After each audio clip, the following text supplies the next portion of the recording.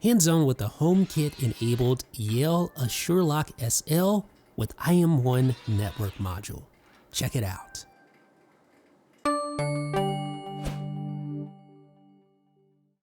How's it going, ladies and gentlemen, boys and girls? This is Jeff Benjamin. I have been waiting to try this thing out for quite some time. This is the Yale Assure Lock SL with IM1 network module. Now, this is a HomeKit enabled smart lock, and you can find it at places like Amazon for just over $200. Now, you can also purchase just the Yale Assure Lock SL without the IM1 network module, which is this right here. This little module is what actually enables HomeKit access, and no hubs or anything else like that need it. You just need an Apple TV or an iPad to act as a hub. So here is the exterior portion of the Yale Assure SL. It is a keyless touchpad. It comes with a microphone built in. We'll talk about that a little later. You have the little cable here that plugs into the interior portion of the Assure Lock SL. And notice these terminals. These allow you to connect a 9-volt battery just in case the batteries inside the interior module are dead. That way you have a battery backup. Pretty convenient little feature. So here's the toolbox. Inside you'll find some screws, and you'll also find the deadbolt along with the strike plate. So there's the deadbolt and strike plate. Now keep in mind that the Assure Lock SL does replace both the interior and exterior locks. So if you live in an apartment, it may be a non-starter, so just keep that in mind. So here is the interior portion of the lock. You'll notice the thumb turn. You also have a privacy button, and there's the cover that you screw on to cover the batteries in the network module. There's also a microphone, and this all connects to the interior mount, which pops right off like that. So there's the inside of the lock, and again, the interior mount. So here's everything included inside the box. So you have the interior, exterior portion, the IM1 network module, batteries, the deadbolt and strike plate, and the tool set. So we're going to start with the deadbolt, and it comes with screws. And you also have that strike plate. We're not actually going to use that. We'll talk about that in a second. So let's go ahead and connect the deadbolt. I've already taken off my locks, as you can see there. We just screw it into place using the same holes from the previous lock. So it's pretty much just a one-to-one swap. I apologize for my raggedy door. I know it's raggedy. I know it needs to be replaced, but I just haven't gotten around to it yet. And I really wanted to try out this lock, so yeah. So the strike plate, we're actually not going to install that because it isn't a one-to-one swap, and it would just be more trouble than it's worth. So we're just going to keep the original strike plate. So now, as you can see, the exterior portion of the lock isn't actually fitting, so I actually have to go in and bore out the hole a little more. I know you handymen and women are probably cringing at my technique, but it works for me, so hey, that's all the tools I have anyway. All right, so we're going to go ahead and get the exterior portion mounted, as you can see there, and it fits perfectly. Got it all lined up. Okay, so now it's time to prepare the interior portion. So we just take off the mount plate, and you can see the cable hole, and Yale provides several sets of screws to accommodate different door thicknesses. Is that a word, thickness? I guess so, yeah. All right, so let's go ahead and use these small screws because my door is pretty thin, relatively thin at least. Just screw them in like that so the mount plate is all mounted. And we're in the home stretch, folks, so you can see the cable hook there. So that is where the cable plugs into. So it takes a little effort to get that plugged into place. Not too difficult though. All right, you want to make sure this little portion is horizontal so that it lines up with the mount plate and the exterior portion. And then just use the provided screws. There's 3 screws in all that you'll need to screw it down, including one here at the bottom. Makes it nice and secure. And then just turn the lock to make sure it works. And Yale uses a tapered deadbolt design to accommodate misaligned doors. So even if the door isn't perfectly aligned, chances are it should work.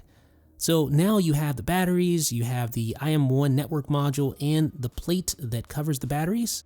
You want to make sure that you first install the IM1 network module before installing the batteries. It's important you do it that way. Then install the batteries and then the cover and screw it down. Simple. So we're good to go. So now we'll set a master passcode. Menu mode. Enter number. Press the key.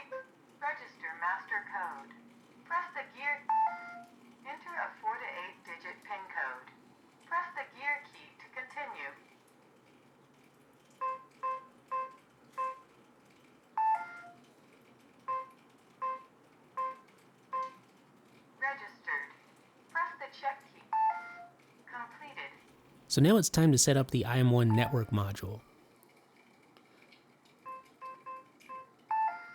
Menu mode. Wireless module setting mode. Press the gear key. Join the wireless network. Join the wireless network. Completed. It's that simple. Now you can actually set up your HomeKit using the provided passcode, and then we can go ahead and configure our lock. All right, so done. So there we go. Backroom lock, unlocking just like that, using HomeKit. And of course you can also use the keypad on the exterior portion of the lock itself, but I want to test out HomeKit right now.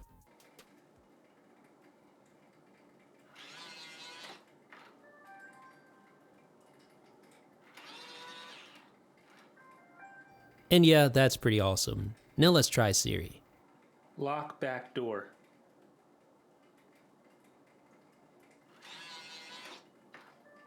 Okay, the lock is locked. Unlock back door. Okay, the lock is unlocked.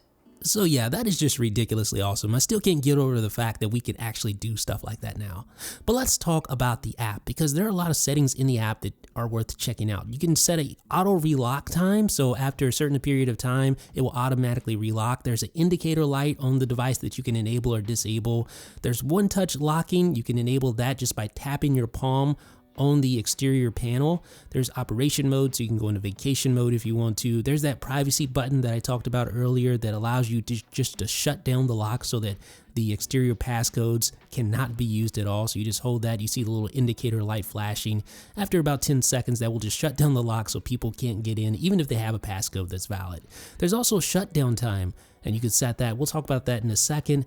So you also have the volume for the speaker. You can turn that on or off or set it low or high, but the wrong code entry limit, you can set the lock to shut down for that designated time at the shutdown time after a number of wrong entries on the passcode. Speaking of passcode, you can add additional passcodes along with the master pass. So if you want to put in an additional passcode for a friend or the dog sitters coming around or whatever the case may be, you can easily add those passcodes. My only complaint is that these passcodes don't auto expire, or there's no option to set up auto expiration for the codes. You have to manually delete them if you want to get rid of them, which is possible using the app, but it's just not as convenient or as futuristic as an auto expiring code. So to enter your passcode on the lock, all you need to do is tap the touch panel like that with your palm or with the back of your hand. If you enter the wrong code, that is what you will hear and what you will see. If you enter the right code, that is what you will hear and see. Pretty simple. Now, the Yale Assure Lock SL doesn't use keys at all. So what happens if your batteries die? Are you just locked out? Well, we've simulated a dead battery by removing one. You can see the unit is unresponsive because there's no battery. But remember those two terminals on the bottom? Yeah, Yale thought about this situation, and that's where this 9-volt battery comes in. Not included, but I definitely recommend keeping a few on hand. And you can do this.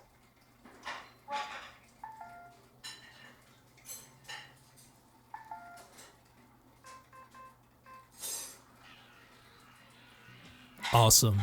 So if you happen to be locked out, if the battery happens to die, just have a 9-volt battery, you can get right back in. Now, I've used other smart locks in the past, but they didn't have HomeKit support built in, and that was a big bummer. With HomeKit, you can do really cool things like this: chain together events using automation. Unlock the back door. Now watch what happens to the ceiling fan light when the door unlocks.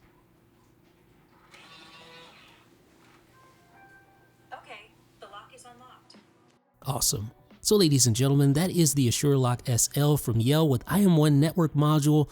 It comes in 3 different colors, including this one right here, satin nickel. I really like this lock. What can I say? But there are a couple of downsides. The biggest one is if you're a renter, it's a downside that it replaces both the interior and exterior lock. So that may not be cool depending on your renting situation. And then it isn't as sleek looking or as futuristic looking as some of the other locks out there. And I wish that the app had more options, especially auto-expiring passcodes. But all of that said, I really like this lock. For just over $200, you get a lot of features. You get the touchscreen keypad, you get one-touch locking, you get voice assistance, you get the 9-volt battery backup, of course you get HomeKit, and it all comes in a fairly good-looking package as well. I especially like the fact that there's no keys whatsoever involved, and when combined with the ANSI Grade 2 deadbolt, makes for a fairly secure solution. So ladies and gentlemen, let me know what you guys think down below in the comments section. This is Jeff with 9to5Mac.